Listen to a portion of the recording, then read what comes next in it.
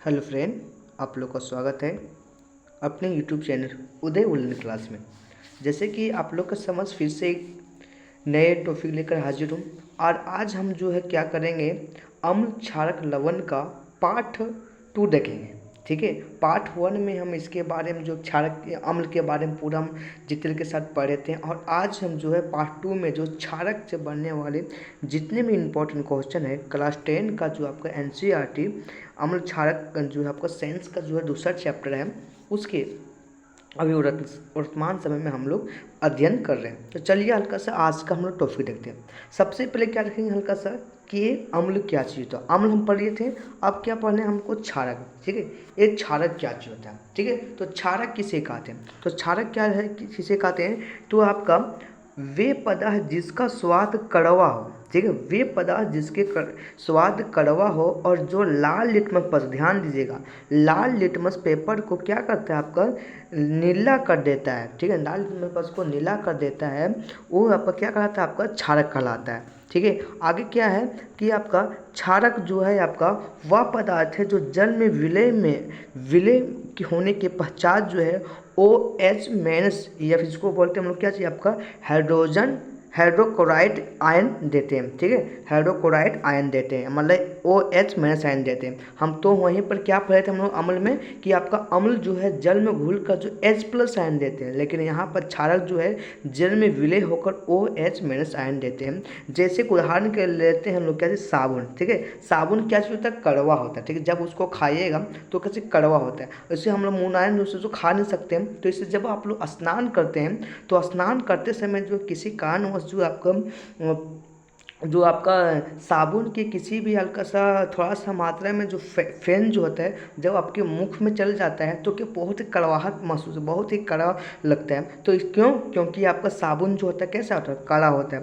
अब लेते हैं पोटेशियम ऑक्साइड हो गया, उसके बाद क्या चाहिए NaOH सोडियम ऑक्साइड हो गया। तो ये सब जो सब क्या चीज़ होगी, अधिक क्या चीज़ होगी, ये सब जो होगी आपका क्षारक हो गया। ठीक है, अब देखिए हम कैसे OH माइनस आयन देते हैं। ठीक है, कि जब आपका KOH को क्या करेंगे, आपका जल के साथ विलय कराएंगे तो क्या देगा, आपको K प्लस देगा और साथ में प्लस OH माइनस देगा। ठीक है, वही उसी प्रकार हम जब लेते हैं आपका NaOH सोडियम ऑक्साइड को, जब इसी भी जल के साथ विलय कराएंगे तो क्या देगा, आपका Na प्लस देगा और OH माइनस आयन देगा। ठीक है, इसे भी ध्यान में रखना है कि किस प्रकार से।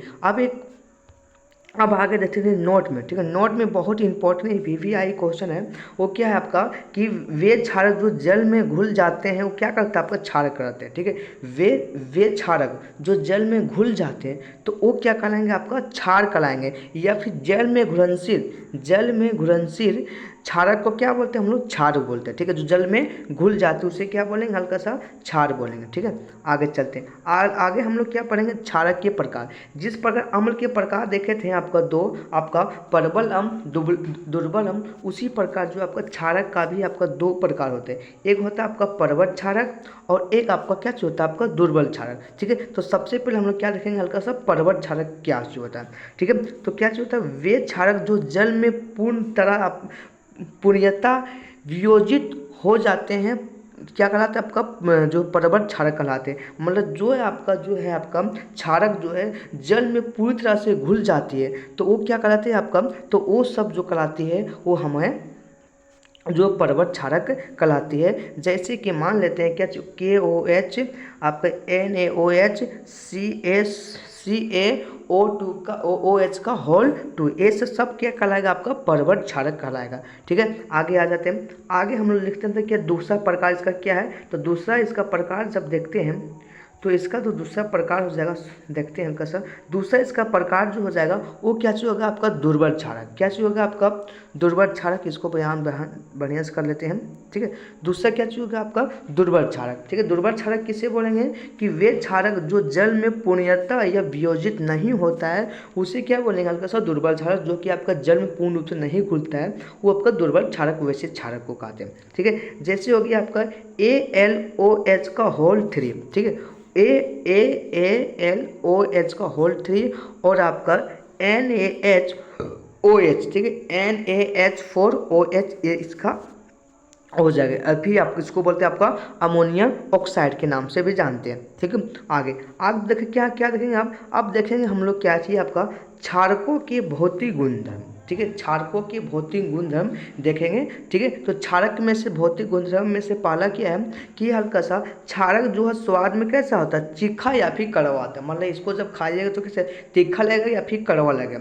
दूसरा क्या है आपका कि क्षारक जो है आपका लाल लिटमस पेपर को क्या करता है आपका नीला कर देता है। तो वहीं पर अम्ल जो है आपका स्वाद में खट्टा होता है, जो कि आपका नीले लिटमस पेपर को क्या करता है आपका लाल कर देता है। ठीक है, आगे देखिए, आगे क्या आपका साबुन जो होता है या फिर क्षारक साबुन की तरह जो है चिकना होता है वो। यदि यदि आप क्षारक को छुइएगा तो जिस प्रकार आपका साबुन को छूने के भांति क्या चीज़ आपका कैसे लगता है, चिकना हाथ लगता है, उसी प्रकार क्षारक भी क्या चीज़ आपका चिकना हाथ होता है। क्यों? क्योंकि आपका साबुन एक प्रकार की आपका क्षारक होते हैं। ठीक है, आगे आपका अम्ल की तरह क्षारक भी आपका संरचना प्राकृतिक का होते हैं। ये हम नहीं बनाएंगे, बल्कि ये संरचनात्मक जो है आपका प्राकृतिक रूप से बनाया गया है। ठीक है, अब देखिए हम देख लें हल्का सा जो है आपका अम्ल के भौतिक गुणधर्म। अब देखेंगे हल्का सा आपका क्षारक के भौतिक गुणधर्म। अब देखेंगे हल्का के क्षारकों के रासायनिक गुणधर्म। क्या पढ़ेंगे हमको क्षारकों के रासायनिक गुणधर्म देखेंगे। क्या देखेंगे हल्का सा क्षारकों के रासायनिक गुणधर्म देखेंगे। ठीक है, क्षारकों के रासायनिक गुणधर्म में पहला क्या चीज हो जाएगा, पहला हो जाएगा आपका धातु के साथ क्रिया या फिर धातु के साथ अभिक्रिया। क्या है कि परबल क्षारक, ठीक है, परबल क्षारक सक्रिय धातु से क्रिया करके हाइड्रोजन गैस या फिर H2 गैस क्या करता है आपको उत्सर्जित करता है। मतलब कहने का मतलब इसमें ये होगा कि जो क्षारक जो होते हैं वो क्या चाहिए आपका परबल धातु के साथ ही अभिक्रिया करते हैं। मतलब कहने का मतलब ये है कि जो क्षारक जो होते हैं वो क्या चाहिए आपका परबल क्षारक से आपका क्या चीज करते हैं आपका क्षारक जो होते हैं वो परबल धातु से क्रिया करते हैं। वो दुर्बल धातु से कभी भी क्रिया नहीं करता। वही दिया है कि परबल क्षारक जो है आपका सक्रिय धातु से क्रिया करके H+ क्या करता है आपका हाइड्रोजन गैस उत्पन्न करता है। जैसे कि मान लेते हैं आपका क्या चाहिए आपका जिंक। जब ये जिंक को आपका किसी क्षारक मतलब क्या चीज जिंक हो गया धातु, आप क्या किसी क्षारक मतलब NaOH सोडियम ऑक्साइड के साथ क्रिया कराए तो क्या देगा हल्का सा सोडियम जिंक देगा। ठीक है, जिंक ऑक्साइड देगा और साथ में क्या देगा आपका हाइड्रोजन गैस भी मुक्त करेगा। ठीक है, तो इस प्रकार हम लोग इसको बता सकते हैं। ठीक है, अगला क्या है, आगे किसके साथ क्रिया होता है क्षारक के, तो जब हम क्षारक को क्या किससे क्रिया करते हैं आपका धातु कार्बोनेट के साथ क्रिया। ठीक है, तो जब हम धातु को, ठीक है, जब धातु या फिर क्षारक को जो है किसी भी धातु से कार्बोनेट से क्रिया कराते हैं तो ये आपका क्रिया नहीं होता बाबू। इसे भी आपको ध्यान रखना है कि आपका धातु कार्बोनेट जो है के साथ जो है कभी भी क्षारक जो है क्रिया नहीं करता है। क्वेश्चन पूछ सकता है कि आपका कि क्षारक जो है क्या धातु कार्बोनेट से क्रिया करती है, तो वहाँ पर आंसर क्या हो जाएगा नहीं, मतलब वहाँ पर एक क्रिया नहीं करते बाबू। ठीक है, जबकि आपका अम्ल जो है किससे आपका जबकि अम्ल जो है धातु कार्बोनेट के साथ क्या करते हैं आपका क्रिया करते हैं। ओके, अब आ जाते हैं हल्का क्या चीज़, अब देखेंगे हल्का सा ये अम्ल के साथ क्रिया कराएंगे। ठीक है, जो कि बहुत ही इंपॉर्टेंट है। ठीक है, आप क्या करेंगे आपका क्षारक को अम्ल के साथ क्रिया कराएंगे। सॉरी हल्का सा देखते हैं। ठीक है, अम्ल को आपका क्या करेंगे आपका धातु के साथ अभिक्रिया आपका अम्ल को अब जो है आपका क्षारक के साथ अभिक्रिया कराएंगे, फिर क्षारक को जो है आपका अम्लों के साथ क्रिया कराएंगे। ठीक है, तो जब क्षारक जो है वो सदैव अम्ल से क्रिया करके लवण और जल देता हो, मतलब कि जब आपका एक क्षारक एक अम्ल के साथ क्रिया करते हैं तो सदैव के लिए जो आपका एक लवण देगा और साथ में जल देगा। जैसे मान लेते हैं कि जैसे कि आपका HCl कोई अम्ल है, आपका NaOH कोई क्षारक है, जब दोनों क्रिया करेगा तो क्या देगा आपका NaCl मतलब लवण मतलब सहारा नमक देगा और साथ में क्या देगा आपका जल देगा। इसे आप लोग ध्यान से देख लीजिएगा। ठीक है, अब आ जाते हैं इसको दूसरा जैसे हम ले लेते हैं कि एक मान लेते हैं आपका H2SO4 सल्फ्यूरिक अम्ल कोई आपका अम्ल है। जब इसे NaOH के साथ अभिक्रिया करते हैं मतलब सोडियम हाइड्रोक्साइड के साथ अभिक्रिया कराते हैं तो क्या देगा आपका सोडियम सल्फेट देगा, आपका एक लवण देगा और साथ में क्या देगा आपका जल देगा बाबू। तो ये हो गया हल्का सा जब अम्ल और क्षारक आपस में अभिक्रिया करते हैं।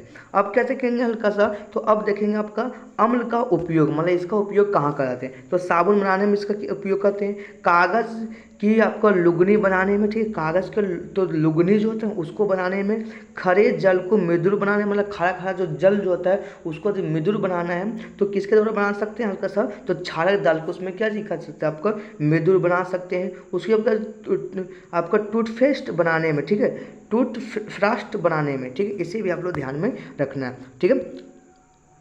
अब एक हम देख सकते हैं बहुत इंपॉर्टेंट क्वेश्चन है, वो क्या आपका दर अक्सर एक क्वेश्चन अक्सर आपका पूछा जाता है, इसे आप लोग क्या कीजिए VVI क्वेश्चन लिख लीजिए, क्योंकि यहाँ से क्वेश्चन बनता है। और वो क्वेश्चन के नाम क्या है आपका VVI क्वेश्चन का नाम, तो वो है आपका उदासीनीकरण अभिक्रिया, ठीक है। तो इसे क्या कहते हैं, उदासीनीकरण अभिक्रिया किसे कहते हैं कि जब अम्ल व क्षारक आपस में क्रिया करके लवण तथा जल बनाता है, तब जो है इस प्रक्रिया को क्या बोलते हैं हम लोग, उदासीनीकरण अभिक्रिया कहते हैं। मतलब जब आपका एक अम्ल और क्षारक जब क्रिया करता है आपस में, तो जो लवण देता है और जल देता है, तो इस क्रिया को ही या फिर इस प्रक्रिया को ही क्या बोलते हैं, उदासीनीकरण अभिक्रिया कहते हैं, जिसे आप लोग ऊपर में हम लोग इसको देखें, ठीक है। जैसे में क्या चीज़ होगा आपका HCl कोई अम्ल है, NOH कोई क्षारक है, वो क्षारक के साथ अभिक्रिया करके क्या कर देगा, आपका लवण देगा NaCl और आपका H2L जल देगा। तो इन जो पूरा जो प्रक्रिया जो हुआ ना, ये जो पूरा प्रक्रिया दिखा रहा है, इसे ही हम लोग क्या बोलते हैं, हम लोग उदासीनीकरण अभिक्रिया कहेंगे, ठीक है। तो चलिए दोस्तों, आज के वीडियो यहीं तक बने रहिए उदय ऑनलाइन क्लास में, मिलते हैं फिर से एक नए वीडियो लेक्चर में, तब तक के लिए थैंक यू। जय हिंद, जय भारत, जय झारखंड।